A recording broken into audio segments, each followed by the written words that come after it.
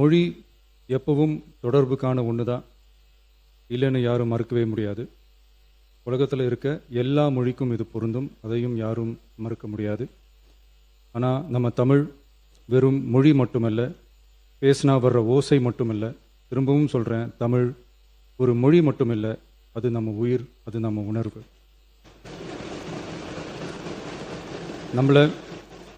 நம்மளை பெற்ற தாயை அம்மானு சொல்கிறப்பெல்லாம் பாசமும் சொந்தமும் நம்மளை அறியாமலே உயிரா உறவா உணர்வா தானா உள்ளுக்குள்ளே தோணும்ல. அதே மாதிரி ஏன் இன்னும் ஒரு படி மேலே போயே சொல்லலாம், தமிழ்னு சொன்னாலே எப்படி இருக்கும், என்ன ஆகும்னு சொல்லவா வேணும். தாய் எப்படி ஒரு மிகப்பெரிய புனிதமோ அப்படிதாங்க தாய்மொழியும். அதுலேயும் நம்ம தாய்மொழி தமிழ்மொழி இப்படி சொல்கிறதே போதும், எல்லாருக்கும் நம்ம தாய்மொழி உணர்வை பற்றி புரியும்னு நினைக்கிறோம். நம்ம தாய் நமக்கு மிகப்பெரிய புனிதம்னா நம்ம எல்லாருக்குமான தமிழ் தாய் பற்றி சொல்லவா வேணும். தாயை போற்றுகிற வாழ்த்துகிற தமிழ்நாட்டு மண் தமிழ்தாய் வாழ்த்து எப்படி விட்டுரும்? விடாது, விடவும் மாட்டோம். மாண்புமிகு பேரவைத் தலைவர் அவர்களே, நம்ம தமிழ்தாய் வாழ்த்த 1891 எழுதின மனோன்மணியம் சுந்தரனார் நம்ம தமிழ் மொழியவே தமிழ் தாய்னு சொல்லி உயர்வா பாடினாரு. இந்திய துணைக்கண்டத்தை, இந்திய ஒன்றியத்தை அழகிய முகமா சொன்ன மனோன்மணியம் சுந்தரனார் அந்த முகத்தோட நெத்தியில வைக்கிற பொட்டு தான், திலகம் தான் தமிழ் நாடுன்னு சொன்னாரு. இந்தியாவோட நெற்றியில இருக்கிற பொட்டு மாதிரி ஒரு வெற்றி பொட்டு தான் நம்ம தமிழ்நாடு. அந்த பொட்டோட நறுமணம் உலகம் பூரா பரவுற மாதிரி தமிழோட புகழும் உலகம் பூரா பரவணும்னு சொன்னார். உண்மைதானே அது? இன்னைக்கு தமிழ் பேசுகிற மக்கள் இல்லாத நாடுகளே ரொம்ப குறைவு தானே. தமிழும் தமிழனும் இல்லாத நாடு எது? திரும்பவும் சொல்லலாம், தமிழ் ஒரு மொழி மட்டுமல்ல, அது ஒரு பண்பாடு, அது ஒரு நாகரிகம், அது ஒரு சிந்தனை, அது ஒரு அன்பு. தமிழ்னா விருந்தோம்பல், சுருக்கமாக சொன்னா தமிழ்னா கெத்து, தமிழ்னா பவர்.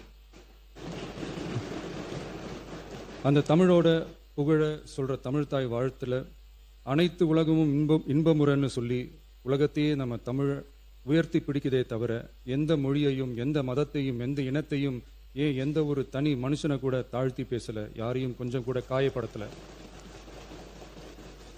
மாண்புமிகு பேரவைத் தலைவர் அவர்களே, நம்ம ஒவ்வொருத்தருக்கும் தனித்தனியா ஒரு பேர் இருக்கும். ஒரு கூட்டத்தில் நம்ம பேரை சொல்லி யாரும் கூப்பிட்டா நாம ஒருத்தர் மட்டும்தான் திரும்பி பார்ப்போம். ஆனால் தமிழ்னு சொன்னா ஒட்டு மொத்தமாக நாம் எல்லாருமே திரும்பி பார்ப்போம்ல.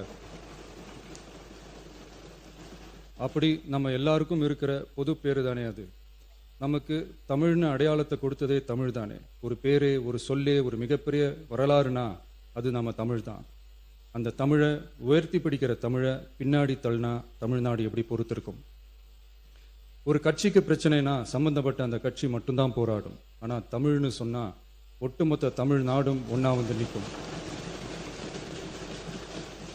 அதனால தான் சொல்கிறோம், தமிழ்னா உயிர், தமிழ்னா உணர்வு. உலகத்தில் தோன்றிய பல மொழிகள் காலப்போக்கில் மறைஞ்சு போய் இருக்குன்னு சொல்லுவாங்க.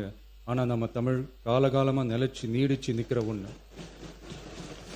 தமிழில் என்ன இல்லைங்க, இலக்கணம் இலக்கியம்னு பல ஆயிரம் வருஷமாக இருக்கிறது நம்ம தாய்மொழிக்கு தானே. தொல்காப்பியம், சங்க இலக்கியம், ஏன் உலகம் முழுக்க தெரிஞ்ச திருக்குறள் ஒன்று போதாதா தமிழோட பெருமையை சொல்கிறதுக்கு? இவ்வளவு பெருமை கொண்ட தமிழ் மொழியோட ஒரு அடையாளம் தான் நம்ம தமிழ்தாய் வாழ்த்து. ஒட்டுமொத்த இந்தியாவோட பன்முகத்தன்மையை உயர்த்தி பேசுகிற தமிழ்தாய் வாழ்த்து நம்ம ஊரில், நம்ம தமிழ்நாட்டில் முதல் இடத்துல தான் இருக்கணும். நம்ம இந்திய அரசியல் சாசனமே ஒவ்வொரு மாநிலத்தோட மொழிக்கும் பண்பாட்டுக்கும் பாரம்பரியத்துக்கும் பாதுகாப்பு உரிமையை கொடுத்துருக்கு தானே. அந்த உரிமையின் அடிப்படையில் தமிழ்தாய் வாழ்த்துக்கு முதலிடம் கொடுத்து தானே ஆகணும். அதானே மாநில உரிமை. அப்படிப்பட்ட தமிழ்தாய் வாழ்த்து தான் 1970 நவம்பர் 23 முதல் அரசு விழாக்களில் முதல்ல பாடணும்னு சொல்லி ஒரு அரசாணையை போட்டு அந்த செயல்பாட்டுக்கு வந்துச்சு. அதுக்கப்புறம் 2021 டிசம்பர் 17 முதல் மாநில பாடலா அங்கீகாரம் வழங்கப்பட்டுச்சு.